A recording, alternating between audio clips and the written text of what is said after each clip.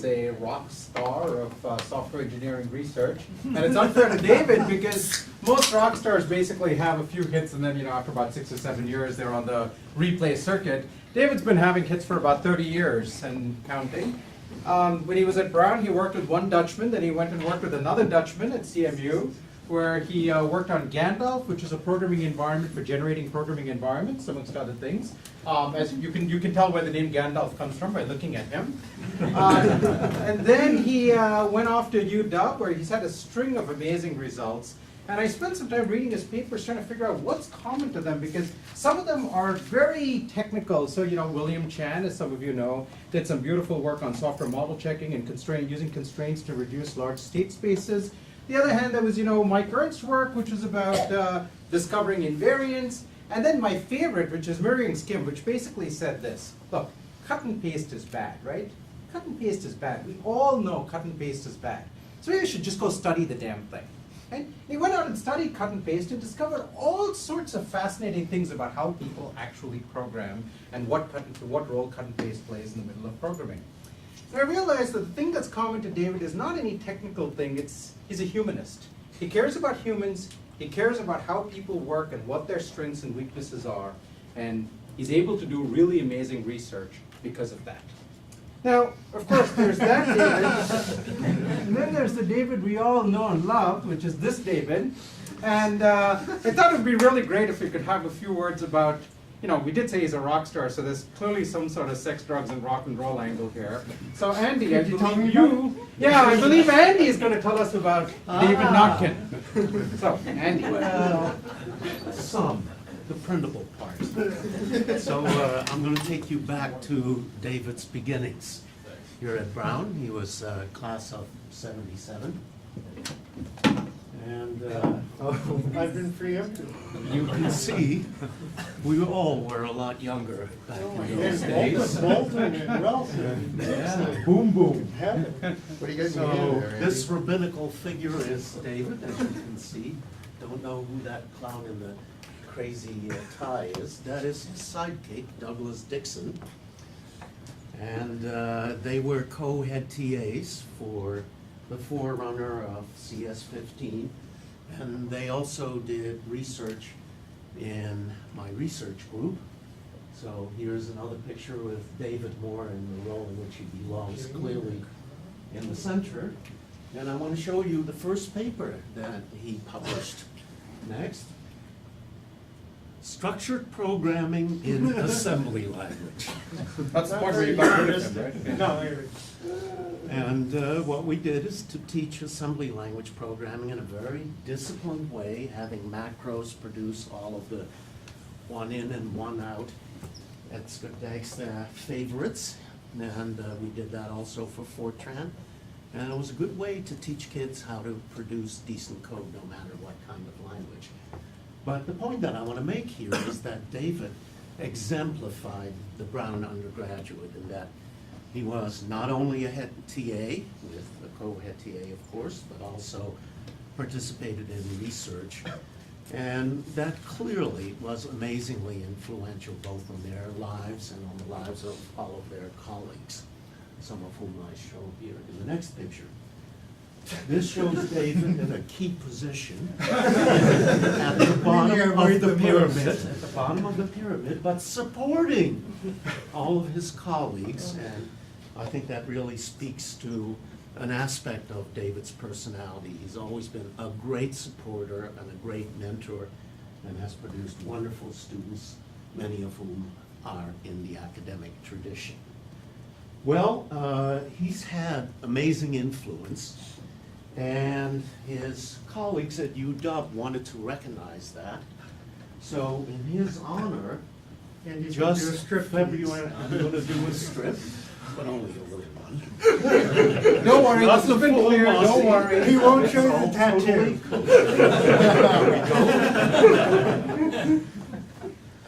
And that was, as you can tell, very recently.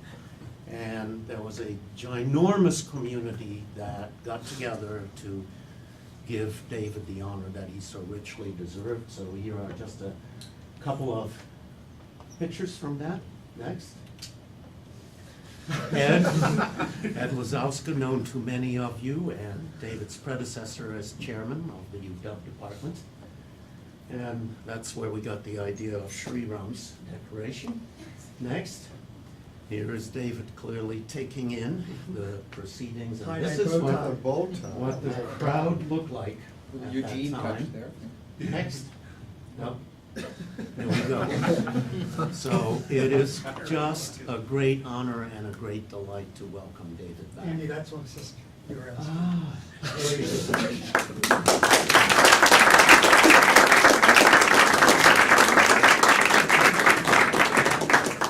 Well, are there any questions?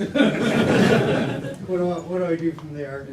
First of all, thanks for inviting me back. It's a place I've come a number of times, and I've always enjoyed coming, and I learn things and I meet new people, and then I go out and find out yet somebody else that Andy or somebody here has worked with and advised. So I don't really, I don't have primarily a technical talk today. I in some sense have a talk that talks about assumptions we make about software development and so forth. Sorry, cameraman, I do move around. That's just life in the festival. And I think we've made a lot of assumptions over time, many of them many decades ago, and we just take them as given, and a lot of them are wrong, and a lot of them are misguided, and I think take us in the wrong directions. But I will also have a little bit of piece on a couple of technical parts as well. And I think probably, you know, if I go back to what Sri Ram said so nicely, I've been really fortunate to get students in who are willing to work with me or drive me towards questioning assumptions, because some of these assumptions are very constraining. So if I have a goal today, it's to not motivate research in software engineering by saying that software sucks, which is the way at least many papers have and still continue to start. First of all, it's inaccurate. It doesn't mean it's perfect, but it doesn't suck. The very simple description will be, and that industry out there, people aren't buying stuff, people aren't making it one of the most important industries in the world. And I think it's damaging. I'll give you an example or two in a second. And I think we need to make progress effectively. We need to stop, if you will, dumping on ourselves and instead identifying it. So what's one of the examples? Arlen Specter was a senator from Pennsylvania for years. He died recently. He had Hodgkin's lymphoma, and then he got a recurrence, and then he got non-Hodgkin's. And he was very proud that he had worked really hard to increase NIH spending significantly over a long time. Now, he didn't get cancer the second time and say, "You guys suck," right? What he said is, "I got cancer the second time. This is a really hard problem. We're going to need to invest in it," right? And it's made a real difference in some of the life-saving stuff. As always, interrupt me if you want. But what if you said, you know, again, it sucks. Let's just cut it out. Or if you talk to donors, "Hi, our department's been screwed, glued, and tattooed by the university, and the only thing that will save us from extinction is you and your checkbook," versus, "Boy, we do really great things. Can you help?" You know, and we could do these things. Those are really different kinds of points of view, and I think we don't do that very well. I will talk about these three things, one of them at a one-slide level, because I got no time today.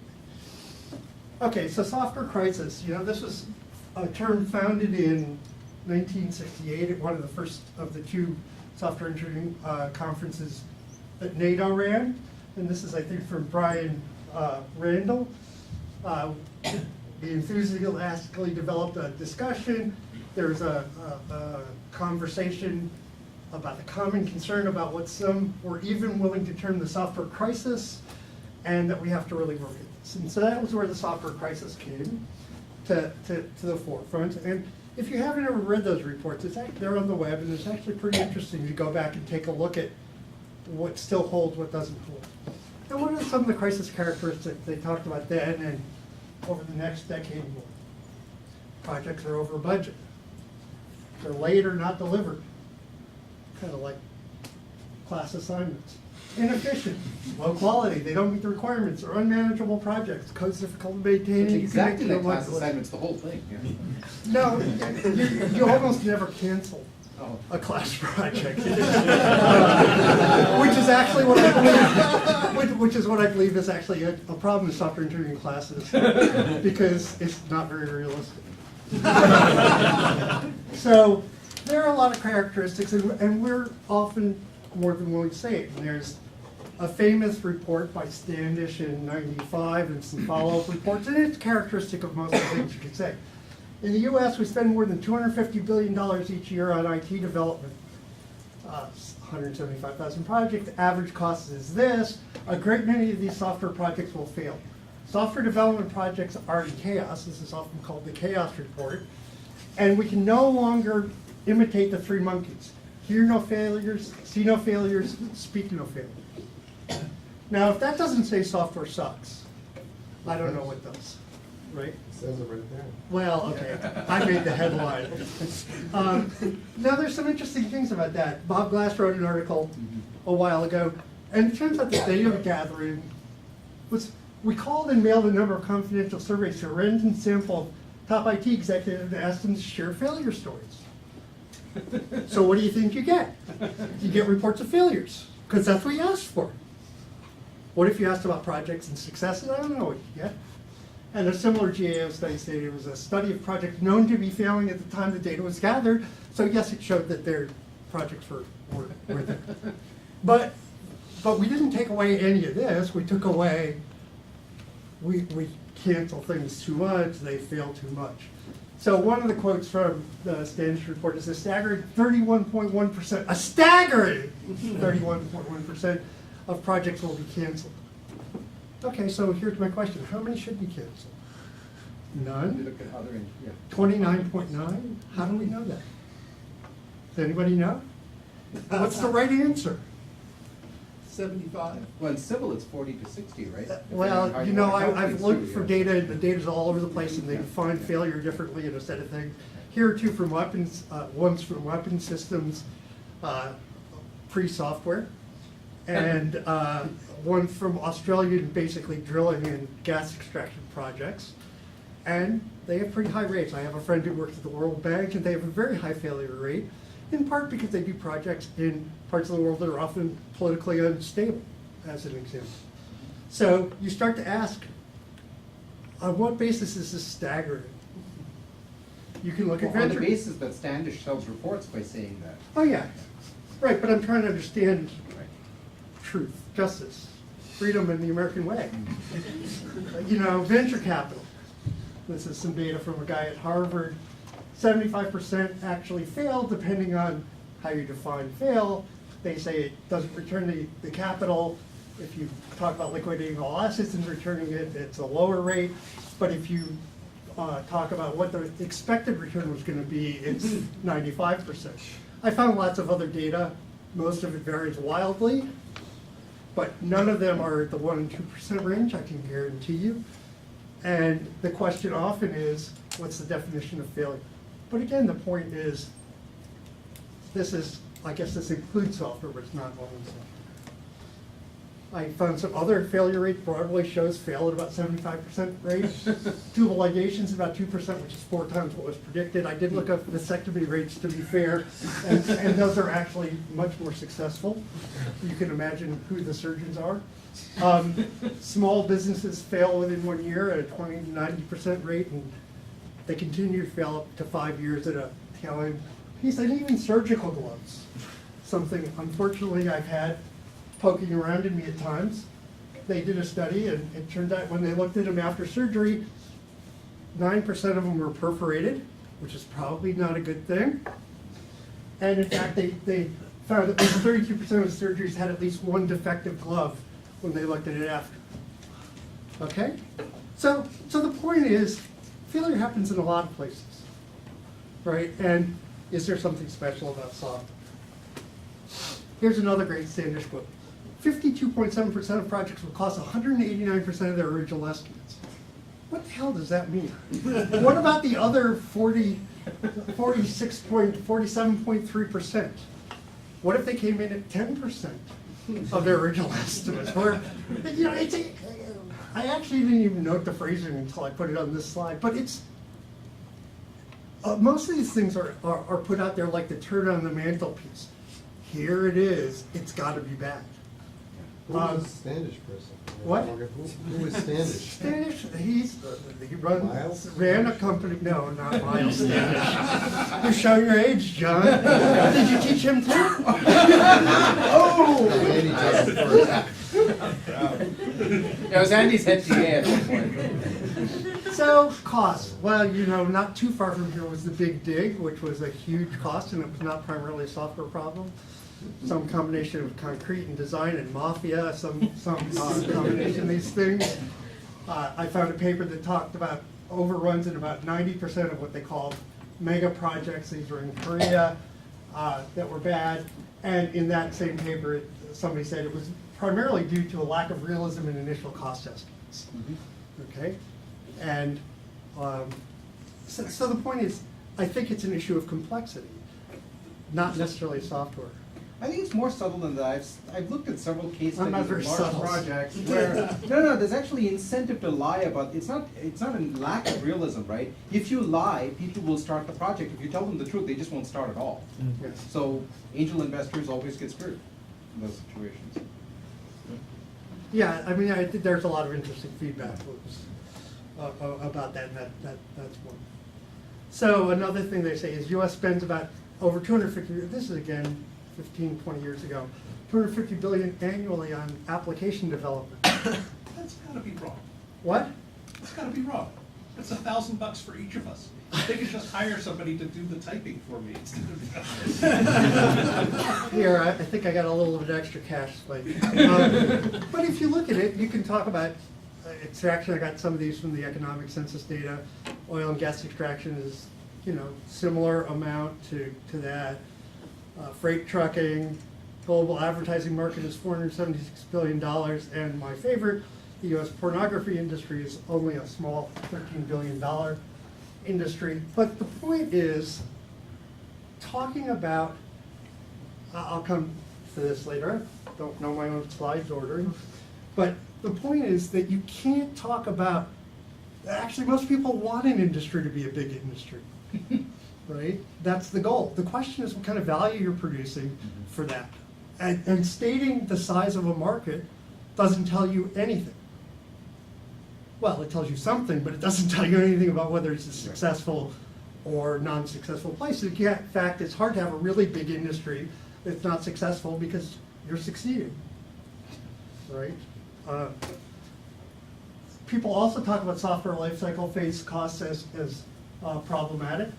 Software maintenance, you can find lots of stuff that says it now represents 90% of the total cost, and then you can find quotations like this. Even though there's little data, we know that it's a big problem. Okay? Software testing, Brent Halpern and a colleague, cost of testing and assurance can range from 50 to 75% of total development. I will gladly add 50 and 90 and start to wonder whether there's some overlap or some problems in the research. You can decide which you want to know, and I believe it's overlap. But the implication is these percentages are too high, but again, the question is, what should the percentages be? Should testing costs be 0? 25%? Something else on what basis? As I say, even if you're a hardcore verification type, you don't want to fly in an airplane that's been verified but not tested. Complex systems require different ways of poking at it to actually give you confidence in it. And so you can't believe that testing of 0 cost is the goal. Okay? But what basis would you use? What I'm really trying to say is we haven't formulated this discussion in an intellectually satisfying way. And for maintenance, it's even worse because you don't even know whether you want it higher or lower. What if cost of maintenance was 100%? Well, there goes your cost of development. That's great. Right? You know, I mean, we don't even know the orders of these things, but we repeat them frequently. So what I really think is we haven't defined two.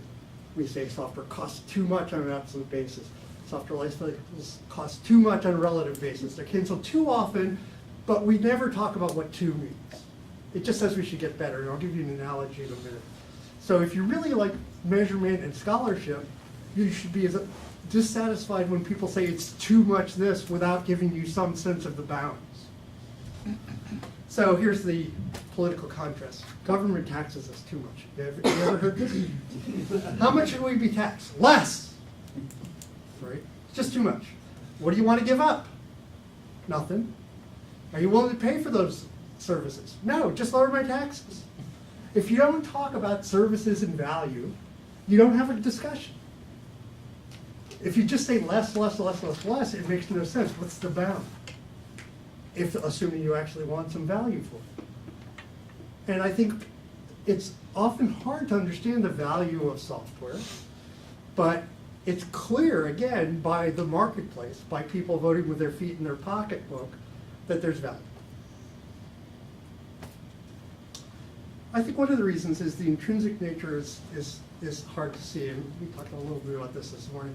You know, if you're walking along the line and a person says, hey, I've got this great Porsche you can have, and it's only €1, you go, what?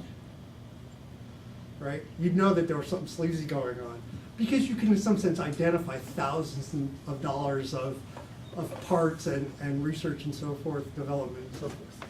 But for software, we don't know how to do it. You know, Charles Simodi gave a talk and said $200 per line of code for delivered systems, even for successful systems, and that's what a lot of them have, is too high a number.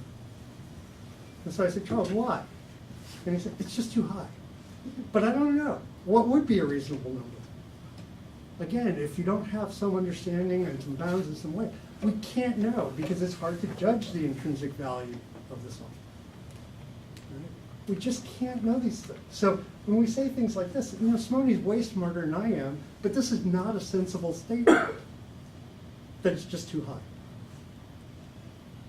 If we don't have any counterexamples, that tells us something. It says lots more people haven't been able to do better. I want to talk a little bit about cyber-physical systems, because many of their failures are reported as software failures. And as I'll say with truth to that, the Denver airport, a couple of quotations about that, is universally blamed on software. So $1.1 million a day in costs are attributed for a year to software failure. The Mars Polar Lander, the Ariane 5, and lots more. And What was the Ariane 5? the Ariane 5 was a rocket that was launched in Europe that blew up Ariane, it was In South America. South What? America. It was launched in South America. Yeah. South America, but it was, I think It it's was the European Space company. Consortium. And basically, they used software from a previous version that overflowed and didn't. Polar Lander previously- was a unit error, Ariane was an Yeah. overflow. Actually, the Polar Lander wasn't a unit error. It was. That was the other one. It was the legs extended Ah, that was a different and one. bounced because the gravitational They did it wrong. number was different, and so the used software different- decided it was on the surface of Mars when it was really 40 meters above the surface, and it turned off the engines and didn't work very well. Again, you can see this. Wade Gibbs had an article in Scientific American called Chronic Software Crisis or something like that. And Standish talked about Denver, all software. This one is talked about. It's based on a report actually by, I believe Norvig ran the report that did this, another Brown alum when he was at NASA. And it's fair enough. And these are kind of sort of accurate in the sense that in most of these cases, a variant, maybe a small variant of the software, could have eliminated the failure. That's true. On the other hand, but you could blame the hardware, and by that I mean the whole physical system, because in some cases a variant of the hardware would have eliminated the failure. The Mars lander, the bounce, and a set of things like that, they were actually considered as possible fixes. And I think this is sort of a muddle. And I'll end this piece of it at some point with, it shouldn't be a blame game. because these are really system problems. And we should view them as system problems if we really want to make progress on them, as opposed to this. And I think there are at least 3 contributing issues to this model in cyber-physical systems. Co-design, that is the allocation, what you decide to do in software, what you do in the physical hardware is important. They move to fly-by-wire in airplanes. Why? Because coax is lighter than hydraulic fluid, and the weight of a plane is a big deal. Okay? And there are lots of other reasons to make decisions, and these decisions are often made with a clear view that much complexity can and should be pushed into software. And that's often a careful and rational discussion. Sometimes they come up with a decision that I wouldn't personally have made, but it's thought through. But this means that it's really tautological. If you decide to put more complexity into software, it doesn't seem so surprising that the software is more complex and has some problems, right? And one of my favorite scenes, I'm shocked to find complexity going on in here, right? And we shouldn't be shocked if we decide to we give it the more complex piece. And it's not a bad decision, but don't forget that you made that decision with some thought. The lead time for hardware components is really, physical components generally require a long lead time to design and manufacture, and this is often done concurrently with software production. And so the physical components often become more stable earlier and more costly to change over time because they have a long lead time. And so changes made at the later stage tend to be much more costly to fix. Wow, just like software, but worse. Why do we often change the software? Because we want to accommodate some problem with the physical system that's very costly to change. So what are we doing? We're changing the software part of the system, which seems like a good idea. But then again, you shouldn't be surprised, right? And this is Also just another way of saying, complex part of the system. Right. yeah, It's and exactly wrong. software's often changed later to overcome problems with the physical pieces. This was true of the polar lander and some other things. Late requirement changes are often naturally assigned to software. That's again natural. So there's a perception that software is soft and able to withstand late changes. And that's a good thing. I like the soft part of software. The last thing I like is for people who want to make software more like engineering by making it as hard as mechanical or whatever engineering. I think that would be a real mistake. We have a different medium. So again, these are good things, but the software comes last, so you blame what comes last, right? Now that's sort of naive too, since you've done everything in your power to make it last so that you can overcome other things. So, as I said, not a blame game. Lots of times the software is bad, and I'm not saying that there aren't problems, but just blaming it because you could do it in this way doesn't mean you should. And I think we need to view them really as core problems. So, what's really missing is a discussion of value. You can't focus just on the industry size because it doesn't talk about value. We know that there's value because we have a thriving industry, assuming that the marketplace has some rationality. You want a real software crisis, take it away. Or if you want a software crisis, give me another, right? I mean, this is fantastic. I mean, everybody here benefits from the successes of software, and that's great. So what's my favorite? Who's my favorite software engineering pundit? Woody Allen. And this is, I think, describes what I believe I feel about software. The food in this place is really terrible. Yeah, I know, in such small portions. That's not a Annie Woody Hall. Allen original. Okay. That's a very old Schlepping joke. Do you think Woody Allen has any original jokes? Yes, he does. Well, okay, but this is 90% of life is showing up. okay. But in any case, this is Annie. This is Annie. Who's not here? That was in the Old Testament.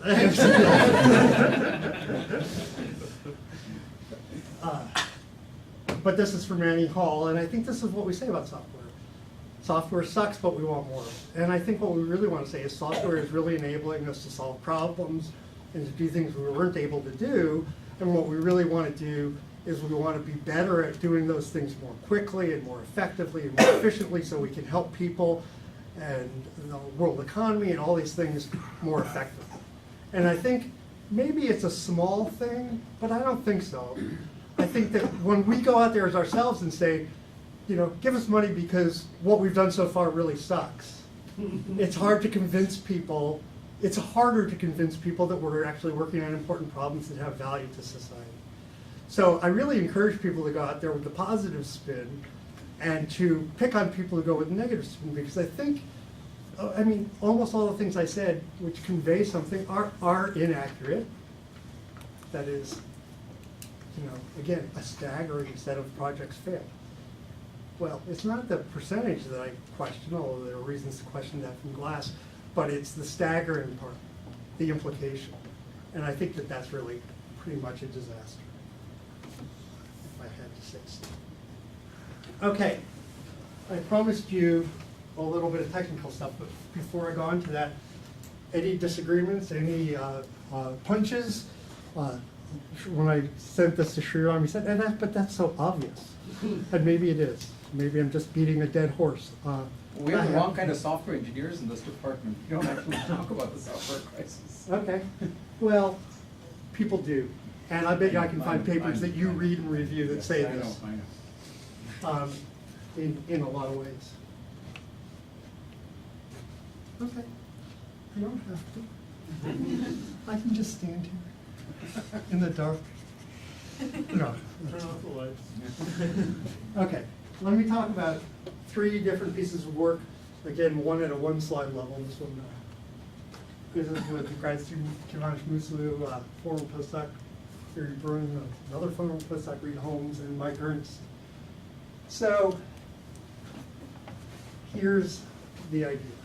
So IDEs, interactive development environments, provide recommendations of an increasing number of things aimed at helping developers build software with more speed and more confidence. They often provide refactorings, quick fixes, ways to fix compiler errors. You can say, what are the, you know, give me 10 ways to fix this compiler error. If you've got a squiggly, I promised you a squiggly. Somebody a squiggly. Okay. You got it. And developers, there's more. Developers select among the proposed recommendations based on their knowledge and experience. They look at the recommendations, they say, what do I think is going to work? And there's a little bit of work in how to order these so that the ones at the top are more likely to be the ones you want, some based on historical analysis and some based on some other techniques. And so that's the question. But what we want to do is look at the knowledge and experience and add a dimension to it. What we want to do is we add in what would happen if we selected each of these recommendations. Before you select it, wouldn't you like to know, will it actually compile? Will quick fix actually fix my compiler errors? It doesn't always. Will it pass tests, I guess? Will there be a merge conflict?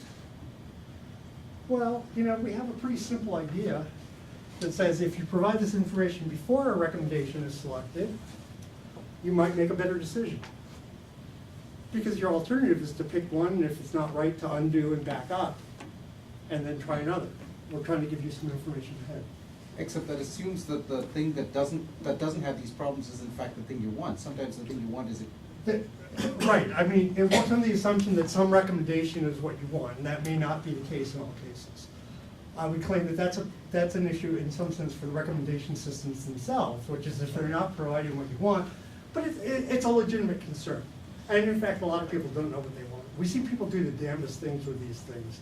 We see people invoke quick fix, see what the options are, exit quick fix, and type in the fix that was first.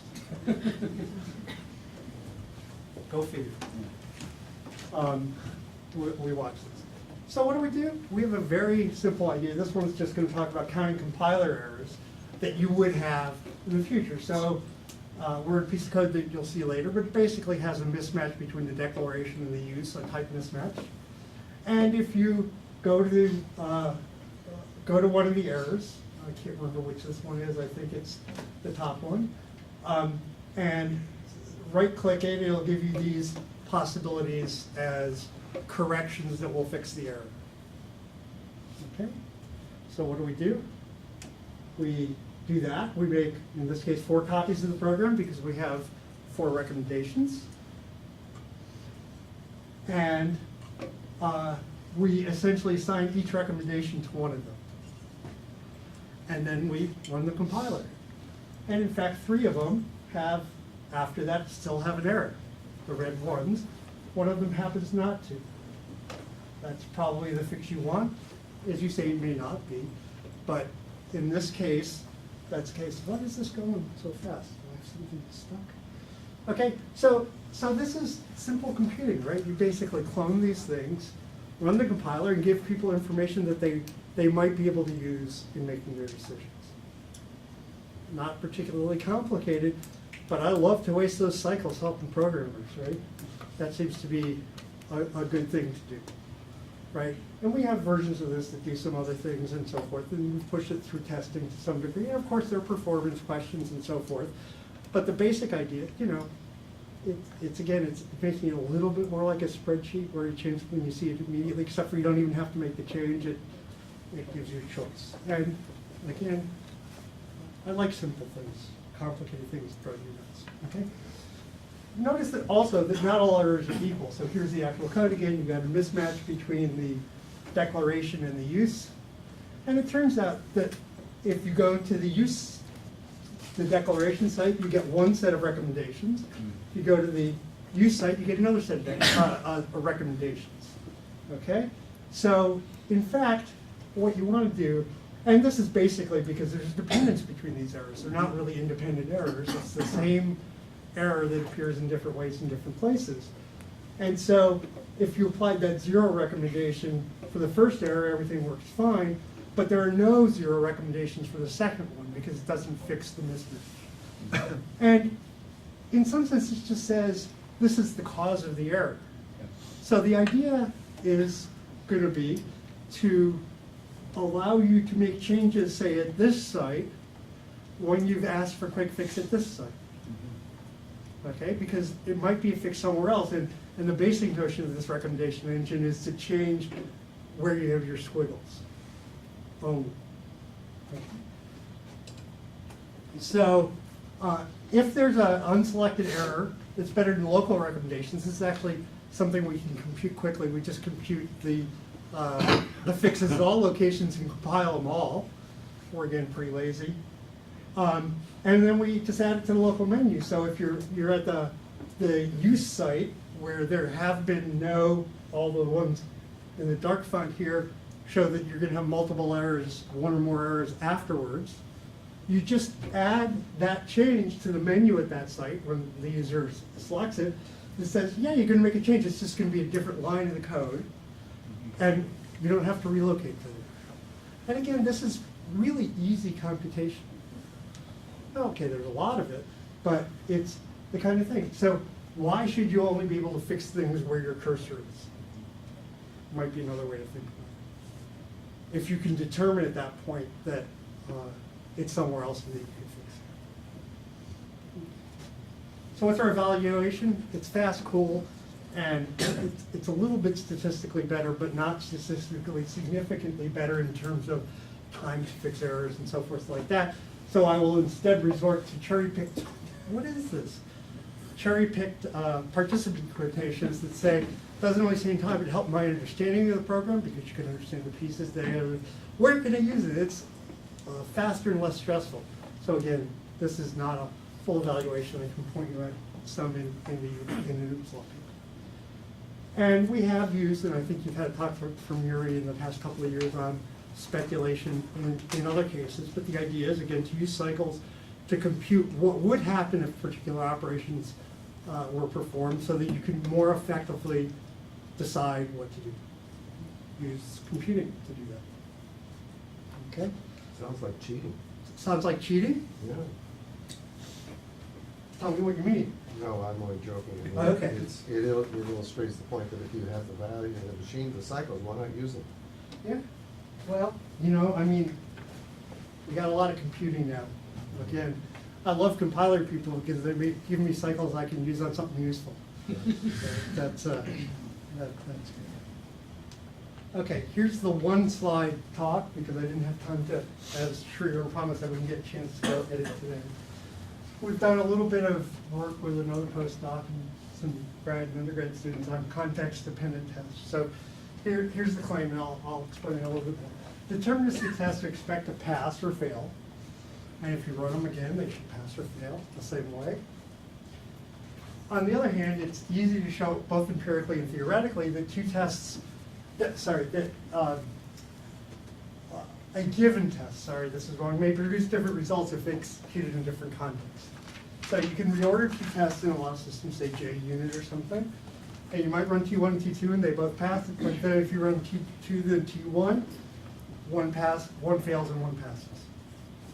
Or if you run them in isolation, you make sure they run in separate JVMs, it might be that it passes when it's, T2 passes when it's right after T1, but if it's run in isolation, in fact, you can tell that here if it's the first test, then it fails.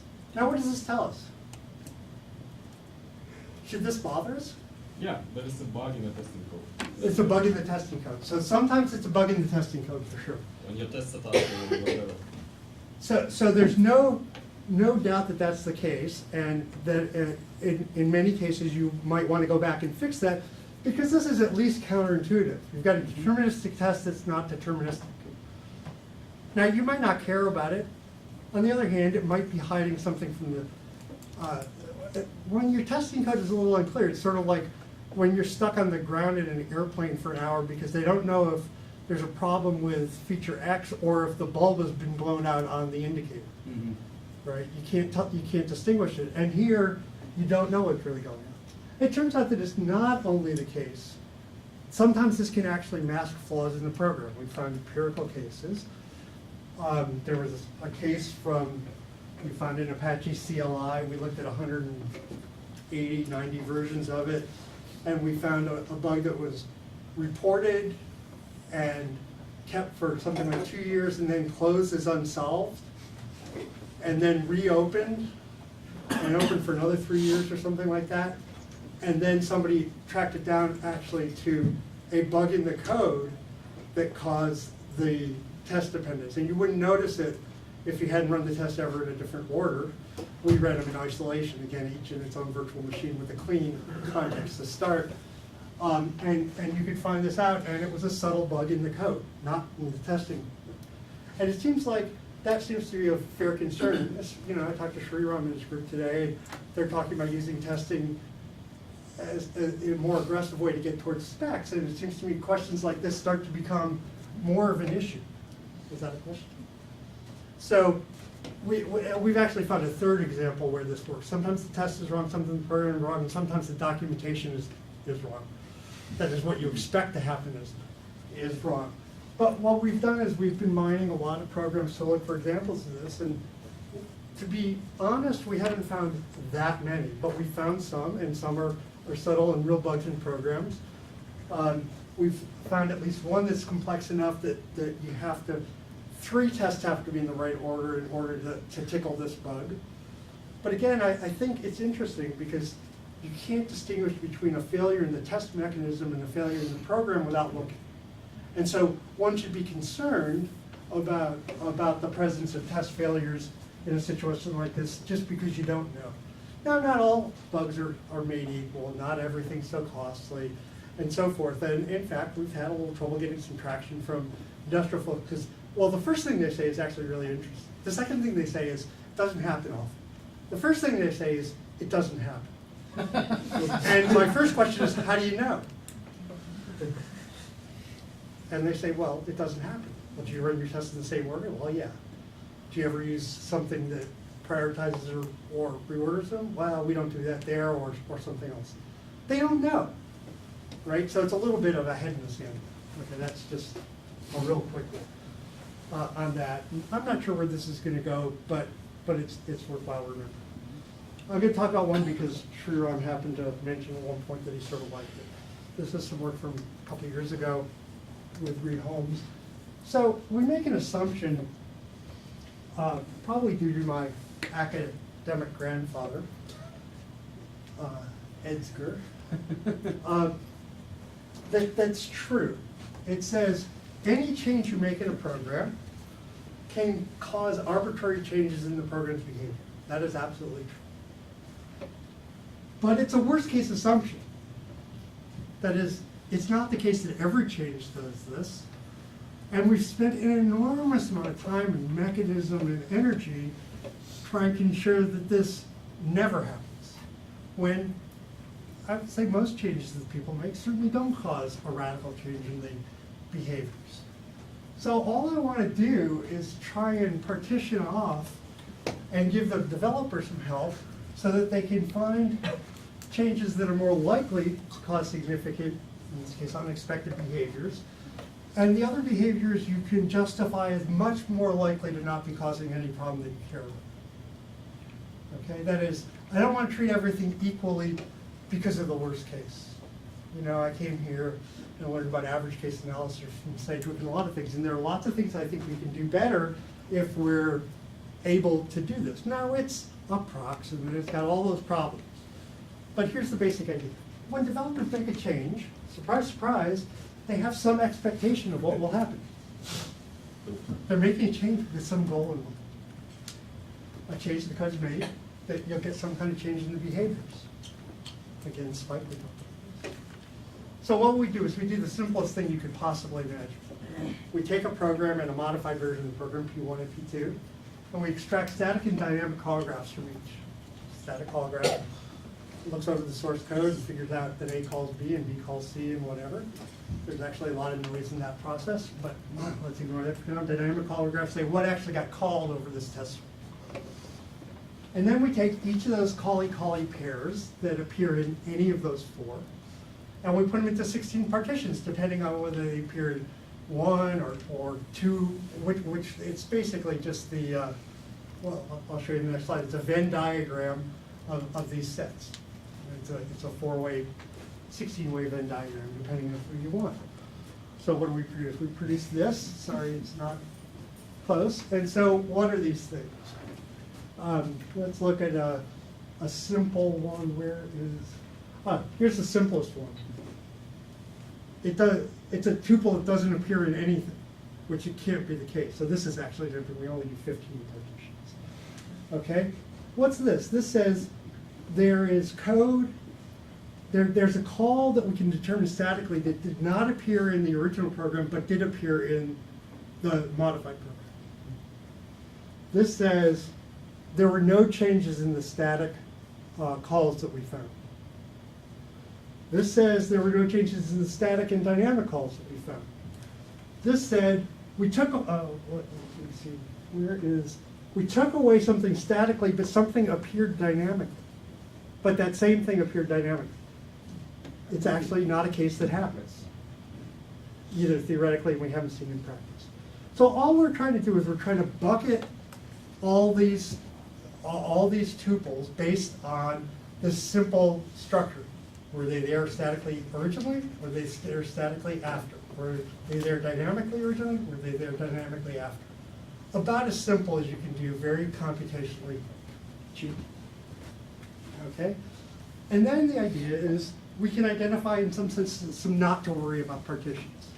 It doesn't mean there's never a problem there. It means there's almost surely not a problem there. So if you add static calls and you add dynamic, and you see dynamic calls added, you shouldn't be surprised. You're adding some code and you're testing that code. Right? It's not a surprise. It's probably not where your problems are. Maybe there's some computational problem, but it's not going to cause you likely a wild change in behavior. Some are unchanged. S, nothing changed statically, and there was nothing dynamic. Nothing changed statically with that, nothing changed dynamically. How can you have a dynamic call that's not there statically? In any event-based mechanism or something called through a config file, it happens a lot of times. The static analyzers don't look at every possible thing that can cause a call. This is very So you have some common. unsoundness in the static analysis. Oh, there's unsoundness, Okay, yeah, so for that sure. would be positive. Right, and again, it happens quite commonly. Again, most of them don't look for anything that's a dependency Yeah, injection or environment, whatever. yeah, sure. Right. Now, getting people to admit that static call graphs are unsound Oh, yeah, yeah. is hard, even though that. So these represent the vast majority of tuples. nothing changed. Those are probably not tuples you're worried about. Some are unlikely. Again, this one, you remove a static edge and you find that it's now called after you did it. We don't find them in practice. They're theoretically unsatisfying anyway. But there are a set of inconsistent partitions. I made no change statically, but I either added or lost the call that was there over that test suite. And again, it's the dynamic change. Or there is something static there, but I still lost it. There were no changes statically, but dynamically there was a change. And so basically this says, a dynamic call appears or disappears without any related change in the source data. And it can happen again by changing configuration file, not considered by static call graph analyzers. It's an unsound. And so these are the places. So the question is, and you don't have to read this, is how often things fall into different categories. And the answer is the inconsistent partition. So what we did is we looked at 3 different programs over 10 versions, so 9 changes to each one. And we basically summed up where the tuples went. I'll give you a different visual on this one. So this is the same data basically. It says, if you add all these together, you know, we had 15 times that a dynamic call disappeared without a change statically. And we think that that's something you might want to look at. But most of the changes in these 3 categories, you know, so I can't remember the percentages, but it's very high, are ones that are almost surely ones you're not concerned with. And the ones in these blue ones are ones that you may well be aware in there, although there's some noise in there because we didn't get some of the stuff with subtyping and a few things right. And then there are ones that you know, you might want to look at or not. But the point is that the vast majority of the changes in your program are pretty easy to justify. And you know, we explored the inconsistent tuples. You could explain most with thought, but some were concerns. Here's a long description, you don't really care, but it's basically a confusion over the equals method. And it's a confusion that could cause you to make a change that would be really a radically bad change.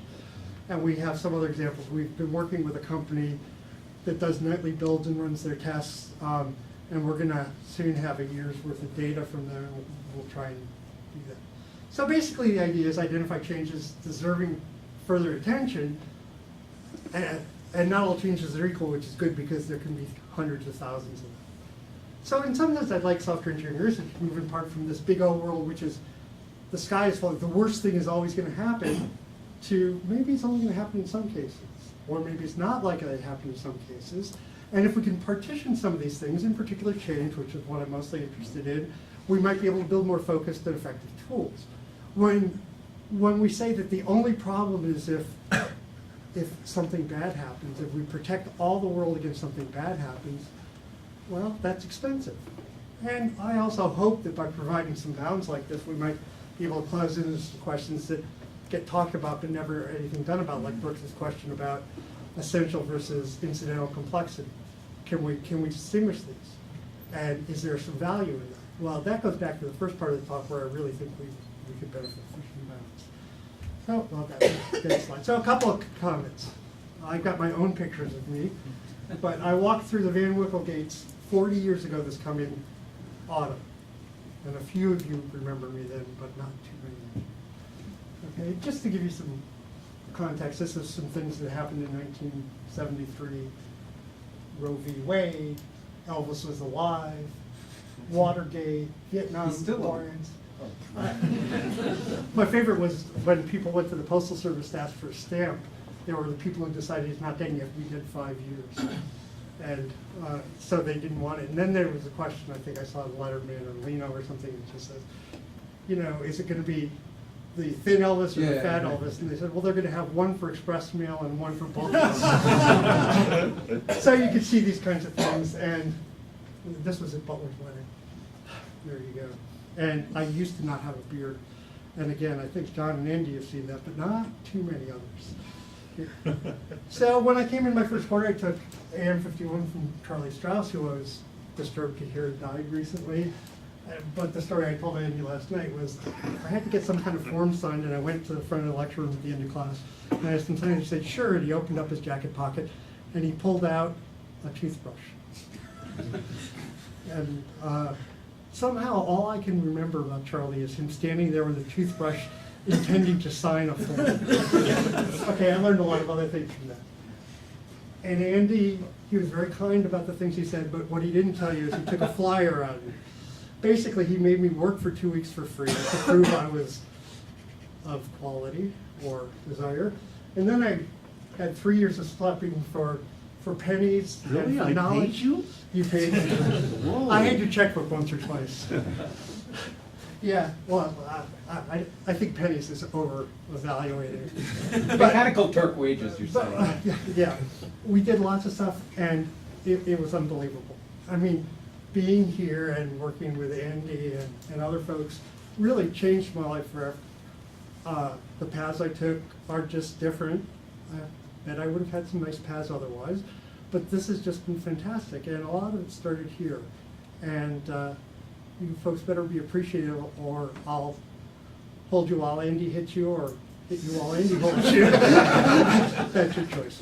Okay, I can take questions or not.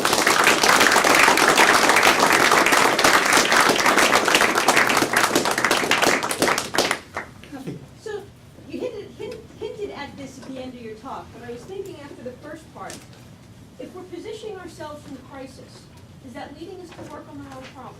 Oh, I think that that's probably true. Again, it's sort of this average case versus worst case. It's like, oh, we've got to make sure this doesn't fail, as opposed to we got to make sure it has value, which does include price, by the way, and stuff like that. So I think there are times, I can't identify specific ones, but my sense is that that is a problem.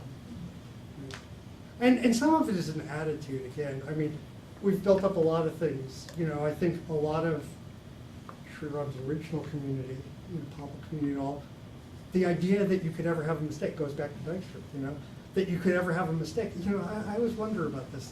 That's the worst thing in the world. You can't run a program until you're absolutely sure that it has no mistakes. Now, doctors take an oath and say, first do no harm. But everything they do to me has a potential for harm. It's just that it's balanced with the potential for good, right? And that's a good thing, because if they didn't do that, I'd be dead, right? And I think we don't do that kind of balance at all. And yes, what you need in software for a nuclear power plant or for cybersecurity may be different than what you need for a game or even a compiler or something like that. But that should be considered as opposed to, you know, people say, you know, the program's no good if it doesn't work. We use lots of programs that don't actually work as specified, and we make progress with them. We might bitch and moan about them, and it would probably be better if they didn't have them. But to say that you can't use a program that's not correct is just false. In the same way that sometimes airplanes crash and sometimes medical procedures fail and so forth, right? And that's not in, we prefer that those don't happen, but it's an economic question, really.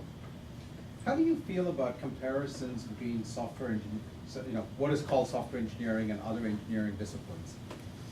It's a common thing, right? There are always these debates about, well, let's look at failure rates in other disciplines. And you made this point that the materials our material science is different from their material science.